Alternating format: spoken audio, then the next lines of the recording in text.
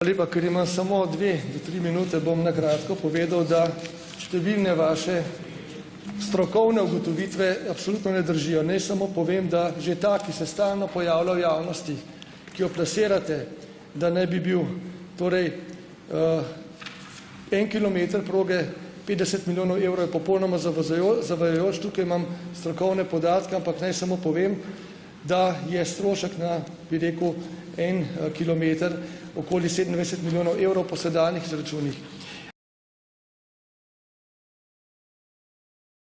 Spoštovani premier, zdaj sem se pa postavil na vašo matematiko.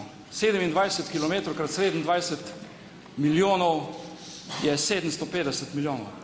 Zakaj potem v zakon vnašate najnižjo vrednost 1 350 milijonov? To je res, bi rekel, zdaj ne vem, zgleda, da tudi v matematiki v Sloveniji ne bomo več na istem imenovalcu.